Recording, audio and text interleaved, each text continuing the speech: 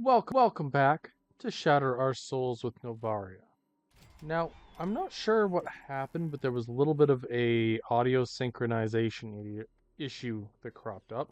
So, please forgive the background noise here a little bit. Um, so today we are tackling the finale of Dr. Ned's zombie apocalypse. And, yeah. Anywho, Dr. Ned here has designed the end of the game, or rather the end of this DLC, in stages, simply because it's more entertaining for him. I personally appreciate that and think he should have ditched being a doctor and went for game design, but that's just my own 2 cents. Now, at this point in time, our fearless Vault Hunter, in the form of Mordecai, has managed to beat the entire DLC and main game without dying, which is actually pretty impressive, all things considered. I was expecting this to be a significantly harder challenge going forward than it was, but be that as it may, the DLC here is meant to be more of a bonus video. Okay, we are killing some zombos with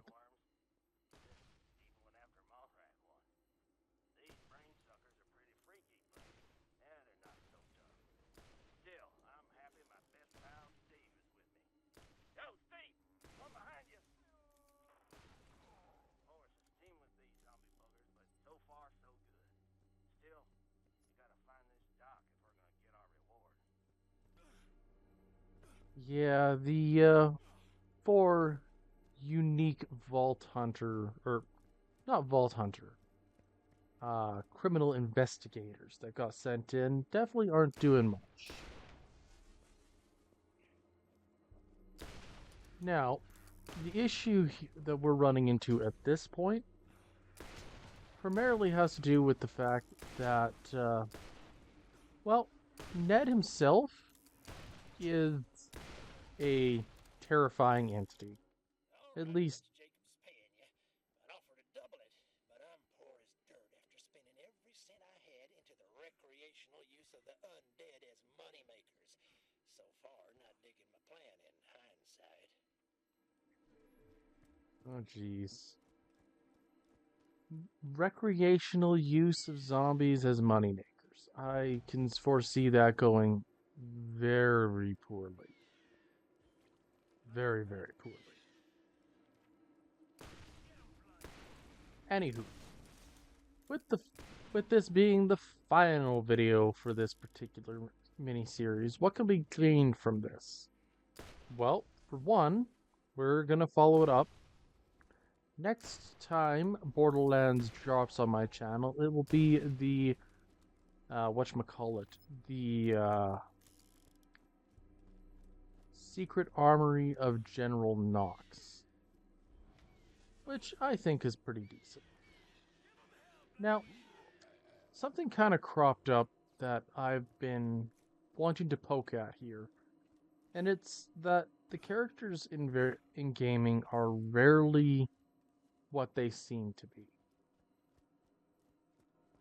An example of this minor fact comes in the form of Jakobs Corporation has asked me, the world's famous Vault Hunter, to stop the minor zombie infestation here in Jakobs Cove.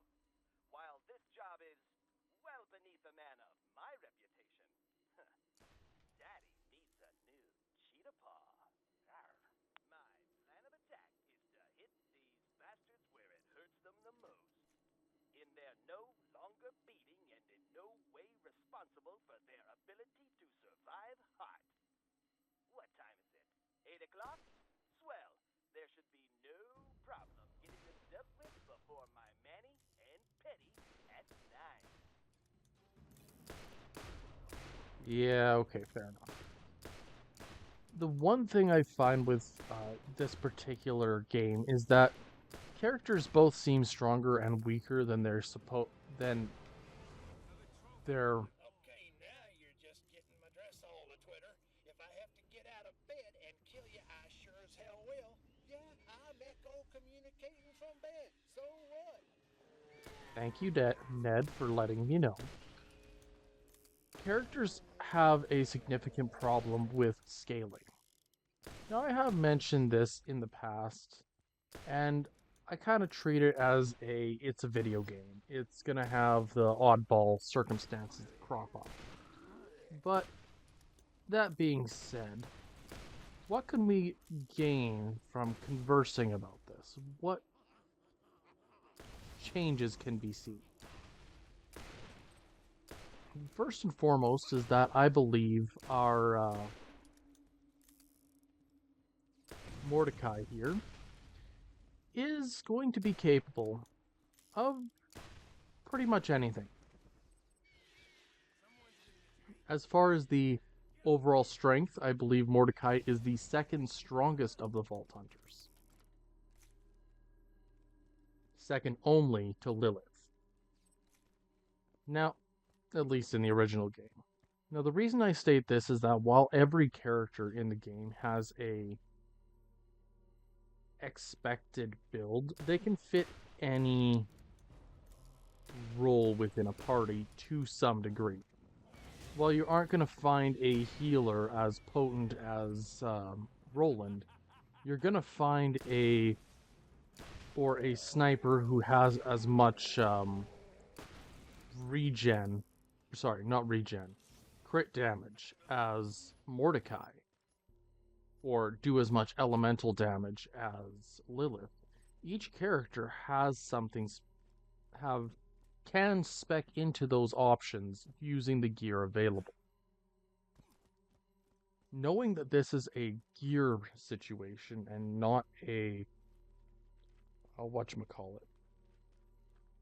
knowing that it's more about the gear and more about how things function as a whole, I'm kind of more on the side of it is what it is, and that if we are to take a optimal build, one that functions to support the strengths of the character the best, then Mordecai is probably the second strongest Vault Hunter on an aggregate basis. However, I've talked about it at length about who would win in a battle, and I don't have an answer.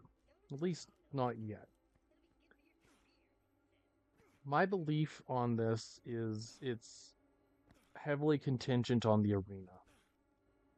And when you end up in situations where a character who fights at long range is forced into close quarters, they're gonna fall to the close quarters combatant. Likewise, if you find a close quarters combatant with a mile in between them and their opponent, you're gonna have an issue where they're not gonna be able to hold their own against the long-ranged opponent. If your character relies on healing or ducking through cover, that's going to affect how things work. And so, by analyzing these things from I don't want to say a plot perspective, but from a what would work best mentality, I feel as though Mordecai has the best of both worlds. While the rest of the team tends to function more at a mid-range, Mordecai functions best at the extremes. Extremely long range and extremely short range.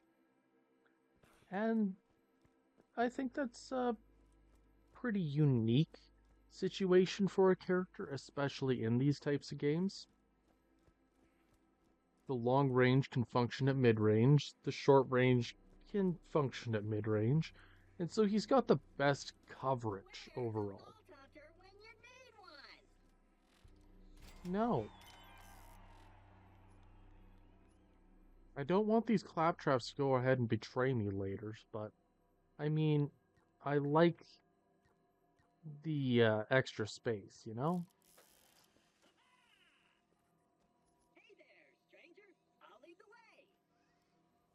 way. I don't care about your treasure chest right now.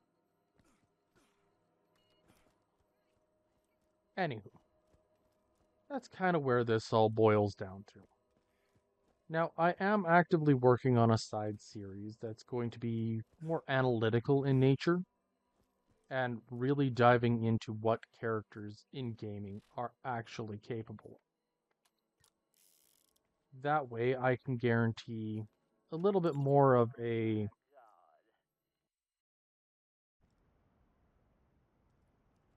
how do I put it?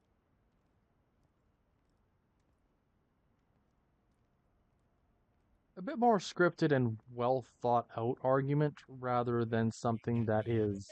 Now I'm just pissed off. I love slippers. I love to wear them. Now I'm just gonna have to kill you. That's my boy. As I was saying, that there are a number of concerns that crop up when it comes to remembering all the details in an unscripted video. So this is more of a, shall we say, I talk about it as I go along and kind of laugh about what happens on screen. But the goal being eventually to understand enough about these characters and their capabilities. Smell like popcorn. Now I'm pissed.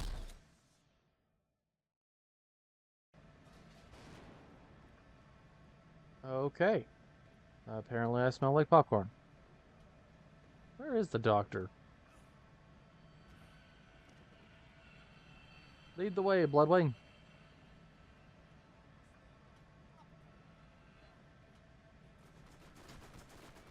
Oh, there he is.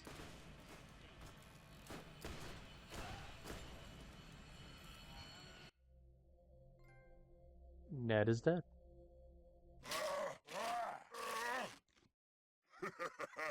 It's not over yet.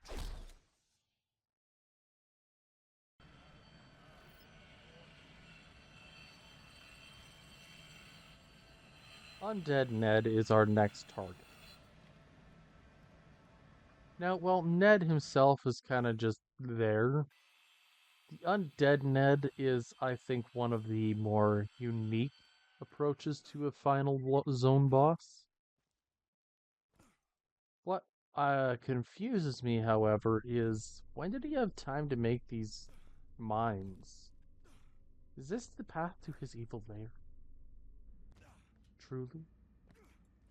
Never mind. That guy would never be able to make it down here in one piece.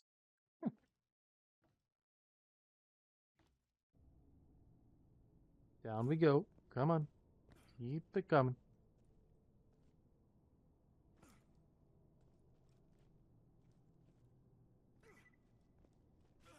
And here we are. Now, Undead Ned, at least at this stage, is pretty formulaic as far as bosses goes. You bonk him a couple times, you poke him with a long-range weapon a couple times, and he'll melt. What makes Ned a little bit more unique is the fact that he has times where he is not on screen. He is underground, and you can use the pulsating water beneath you as a guide or your mini-map. I genuinely prefer the mini-map just because it's slightly more accurate and easier to track than the underground one. But, you do you. Whatever suits your needs best. And with that,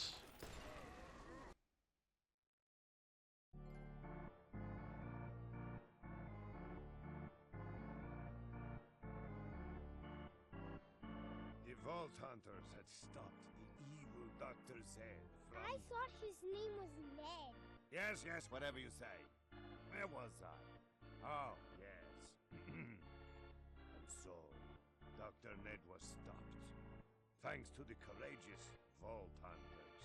And me. You? That doesn't make any sense. What? You? Bedtime, you little... Good night. Dirty little... Alright. So we're going to finish this off by taking a wander back up to the main area. Handing in the last of the quests. Excluding the brains quests. And yeah. Back to Jakobs Cove we are.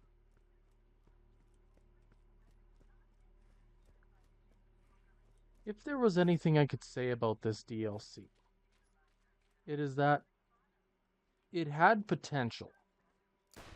However, potential alone doesn't necessarily solve everything. It needs a bit more, something a bit more robust to it at times. And so it is with a heavy heart that I have to say that this DLC didn't do well. Notably that it was made in the time where DLC was new and nobody really knew how to do it properly. Anywho, if you like what you see, drop a like, leave a sub, and we'll catch you next time. Until then, have a good one.